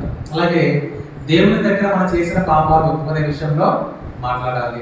అలాగే లాస్ట్గా మన రక్షణ పొందేటప్పుడు క్రీస్తు ప్రభువు మన రాజని, ప్రభువు అని ఒప్పుకొని మనం మాట్లాడాలి. నోటితో మనం ఒప్పుకోవాలి. మనసులో అనుకోవడం కాదండి. మనసులో క్రీస్తు ప్రభు నా రాజు, క్రీస్తు ప్రభు నా ప్రభు, నా రక్షకుడు, దేవుని కుమారుడు, నా కోసం ప్రాణత్యాగం చేశాడు అని మనసులో అనుకోవడం కాదండి. ఎలా ఒప్పుకోవాలండి? నోటితో ఒప్పుకోవాలండి. మన నోటితో ఒప్పుకోవాలి. క్రీస్తు ప్రభు నా రాజు, నా ప్రభు, నా రక్షకుడు అని రక్షణ పొందేటప్పుడు మనం మారుమనసు పొందినప్పుడు నోటితో ఒప్పుకోవాలి. కాబట్టి ఎంతవరకు కూడా మనం ఎప్పుడు మౌనంగా ఉండాలి, ఎప్పుడు మాట్లాడే విషయాన్ని మనం ఆలోచన చేస్తాం. కాబట్టి మన మాట్లాడేవి చాలా అమూల్యమైన, విలువైన ఉంటాయి. కాబట్టి చాలా జాగ్రత్తగా మాట్లాడాలండి. ఎక్కడ ఎలా పడితే అలా మాట్లాడకూడదు, ఊదులు మాట్లాడకూడదు, వ్యంగ్యంగా మాట్లాడకూడదు, ఇష్టానుసారంగా మాట్లాడకూడదు, గొడవలు పెట్టేవాళ్ళకి మాట్లాడకూడదు, చాడీలు చెప్పేవాళ్ళకి మాట్లాడకూడదు, లేదంటే ఎలా పడితే అలా మాట్లాడకూడదండి. దేవుడిని మనం ప్రార్థన చేసుకోవాలంటే దేవుడు ఒక విషయం చెప్తాను మనకి. యాకోబు రాసిన పత్రికలో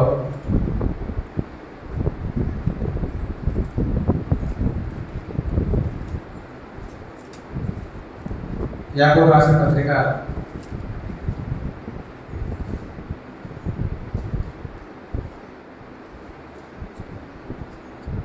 1వ అధ్యాయం 19వ వచనం.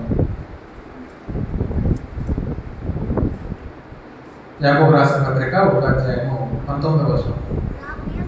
నా ప్రియ సహోదరులారా, మీరు ఈ సంగతి ఎరుగుదురు గనుక ప్రతి మనుష్యుడు వినుటకు వేగిరపడువాడును, మాట్లాడుటకు నిదానించువాడును, కోపించుటకు నిదానించువాడని ఉండవలను. చాలండి. ప్రేమించిన దేవుడు అంటే వినుటకు వేగిరపడు వాడును, మాట్లాడుటకు నిదానించువాడు పడాలండి. అంటే విస్తారంగా మాట్లాడకూడదండి. నిదానించాలి, ఆలోచించాలి. మాట్లాడచ్చా, మాట్లాడకూడదా, సందర్భం ఉందా, సందర్భం లేదా, మనం మాట్లాడాల్సిన అవసరం ఉందా లేదా అని నిదానించి మాట్లాడాలి. సపోజ్ మనం కుక్కను పెంచుకుంటాం, సపోజ్ జనరల్గా అస్తమానం మరుగుతూ ఉందనుకో, వస్తూనే ఉందనుకోండి, మనకు ఎలా ఉంటుందండి? విసుకొచ్చేస్తుందండి. విసుకొచ్చి వెళ్ళడానికి అర్థం పడతామండి. మనం ఎక్కిస్తాం. వ్యక్తి అలా మాట్లాడుతూ ఉంటే అవతల వాడికి అలాగే ఉంటుంది, సిద్ధంగా ఉంటుంది. కాబట్టి వినుటకు తెగిపడే వాళ్ళు ఉండాలి, మాట్లాడడానికి నిదానించే వాళ్ళు ఉండాలి. ఎందుకంటే విస్తారమైన మాటల్లో దోషం ఉండగా మానదు. విస్తారంగా మాట్లాడితే ఖచ్చితంగా దాంట్లో దోషం ఉంటుంది. కాబట్టి వినుటకు తెగిపడే వారుగాను, మాట్లాడుతూ నిదానించే వారుగాను ఉండాలి. అలాగే దేవుడిని మనం వేడుకోవాలంటే, దేవుడు మనం వేడుకోవాలి మాట్లాడే విషయంలో. కీర్తనల గ్రంథము, కీర్తనలు 141వ కీర్తన 3వ చరణం, 141వ కీర్తన 3వ చరణం.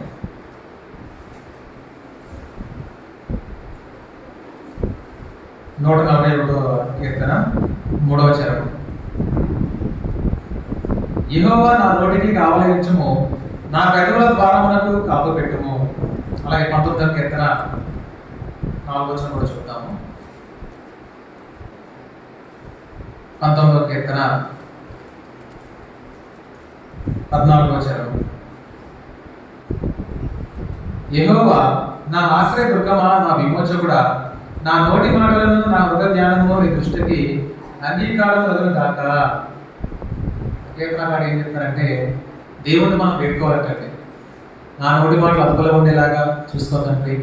నా నోటి మాటలకు కావలించు, నా నోటి మాటలకి తలుపులు పెట్టు. ఎప్పుడు మాట్లాడాలో, ఎప్పుడు మాట్లాడకూడదు నన్ను నువ్వే చూసుకో, నువ్వు కావాలి ఉండు అని ఇక్కడ దేవుడు లేఖనాలు, కీర్తనకారుడు ఇక్కడ దేవుడికి అడుగుతున్నాడండి. 14వ వచనం చూస్తే, యెహోవా నా ఆశ్రయ దుర్గమా, నా విమోచకుడా, నా నోటి మాటలను నా హృదయ ధ్యానమును మీ దృష్టికి అంగీకారములకు కాక. అంటే మన మాటలు దేవుని దృష్టికి అంగీకారాలు అయ్యేలా ఉండమని దేవుడు మనం ఇప్పుడు కూడా వేడుకోవాలంటే మంచి మాటలే మాట్లాడాలి. దేవుడా నా వాళ్ళని చూసుకో, నా మనసుని ఆదరణ ఉంచుకో, నా మాటని ఆదరణ ఉంచుకో, నా హృదయాన్ని ఆదరణ ఉంచుకో అని చెప్పి దేవుడు మనం వేడుకోవాలంటే. అంతేసారి ఇష్టానుసారంగా మాట్లాడితే దేవుడు దాన్ని ఒప్పుకోడండి. కాబట్టి ఇంతవరకు కూడా మనం ఈరోజు ఏం సందేశించుకున్నామండి?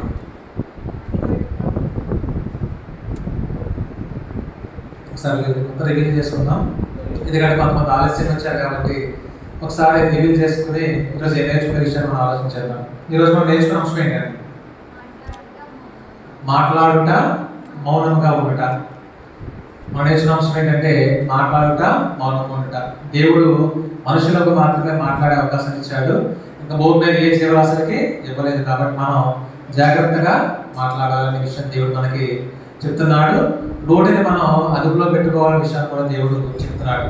అలాగే ఎప్పుడు మాట్లాడాలో ఎప్పుడు మాట్లాడదో కూడా దేవుడు మనకు విషయాలు చెప్పాడు. మొదటిగా మనం ఏంటంటే ఎప్పుడు మౌనంగా ఉండాలనే విషయాన్ని మనం ఆలోచన చేస్తాం. దాంట్లో ఫస్ట్ ఏంటంటే పాపంలో ఉన్నప్పుడు మనం మౌనంగా ఉండాలనే విషయాన్ని ఆలోచన చేస్తాం. రెండోది ఏంటంటే విషయం ఏంటో తెలియనప్పుడు మనం మౌనంగా ఉండాలి. విషయం ఏంటో తెలియనప్పుడు మనం మౌనంగా ఉండాలి. మూడోది ఏంటంటే చెడ్డ మాటలు మాట్లాడే విషయంలో మౌనంగా ఉండాలి. అలాగే కలహాలు పుట్టించే విషయంలో మౌనంగా ఉండాలి. అలాగే పని లేకుండా ఒకరి మీద ఆధారపడినప్పుడు మనం మౌనంగా ఉండాలి. కాబట్టి గొడవలు పుట్టించే విషయంలో మనం మౌనంగా కూడా చెప్పుకున్నాం. కాబట్టి ఇటువంటి విషయాల్లో క్రైస్తవుడు మౌనంగా ఉండాలి, అంటే మాట్లాడకుండా ఉండాలి. అలాగే ఎప్పుడు మాట్లాడే విషయాన్ని కూడా మనం ఆలోచన చేస్తాం. దాంట్లో ఏంటంటే ఒక వ్యక్తి ఆపదలో ఉన్నప్పుడు మనం ఖచ్చితంగా మాట్లాడే వాళ్ళని బలపరచాలి. అలాగే ఎవరి దగ్గరైనా మనం తప్పు చేస్తే ఆ తప్పు వాళ్ళతో ఒప్పుకునే విషయంలో మనం మాట్లాడాలి. అంటే ఎవరికైనా మనం హాని చేస్తే వాళ్ళ దగ్గర తప్పు ఒప్పుకునే విషయంలో మనం మాట్లాడాలి. అలాగే దేవుని దగ్గర మన పాపాలు ఒప్పుకునే విషయంలో మనం మాట్లాడాలి. అలాగే ఇంకెప్పుడు మాట్లాడాలి? బాప్తిసం పొందేటప్పుడు మనం మాట్లాడాలి. అలాగే దేవుడి మాటలు చెప్పవలసి వచ్చినప్పుడు మనం మాట్లాడాలి. కాబట్టి ఇటువంటి సందర్భాల్లో మాట్లాడాలి. ఇంత చెప్పిన సందర్భంలో మనం మౌనంగా ఉండాలి. కానీ క్రైస్తవులు తెలుసుకోవాల్సిన విషయాలు ఖచ్చితంగా ఈ విషయాలు తెలుసుకుని ఉండాలండి. అంతేగాని మనం అందరిలో దూరేసి అందరిలో ఉండి అందరిలో తిట్లు తిని అందరితో బుద్ధులు మాట్లాడి ఇలా లోపల కలిసి జీవిస్తే దేవుడు ఖచ్చితంగా ఒప్పుకోడు. నీవు మౌనంగా ఉండవలసినప్పుడు మౌనంగా ఉండము, నీవు మాట్లాడవలసినప్పుడు మాట్లాడము. ఈ నోటిని అదుపులో పెట్టుకోని చెప్పి దేవుడు చెప్తున్నాడు. అటువంటి వారు దేవుడు ఏం చెప్తున్నాడంటే జ్ఞానవంతులు వాళ్ళ నోటిని కాచుకుంటారంటే. ఎవరంటే జ్ఞానవంతులు వాళ్ళ నోటిని కాచుకుంటారు, అంటే అదుపులో పెట్టుకుంటారు. నోటిని కాచుకునే వాడిని దేవుడు జ్ఞానవంతుడు, బుద్ధిమంతుడు, వివేకం అని చెప్పాడు. అలాగే నోటిని అదుపులో పెట్టుకునే వాడిని దేవుడు ఏం చెప్పాడండి?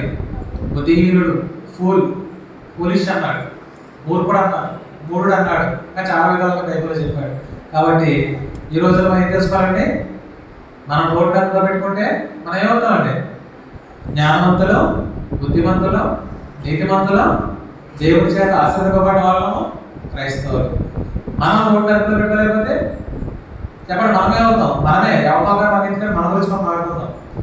మనం నోటిని అదుపులో పెట్టుకోలేకపోతే మనం ఏమవుతామండి? ఫూల్ అవుతాం.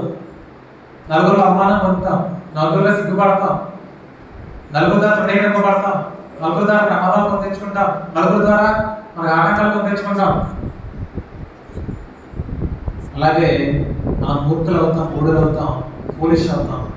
దేవుడి చేత మనకి కీడు పొందుతాం. కాబట్టి మనం ఎలా ఉండాలంటే మాట్లాడవలసిన సందర్భంలో మాట్లాడదాం, మౌనం పడాల్సిన సందర్భంలో మౌనంగా ఉందాం. ఒకవేళ మనం తెలియకుండా ఏదో తప్పు మాట్లాడతామేమో అనుకున్నప్పుడు దేవుడికి ప్రార్థన చేసుకుందాం. దేవుడు నా నోటికి కంచె వెయ్యి, నా నోటికి గేటు వెయ్యి, నా నోటికి కావాలించు.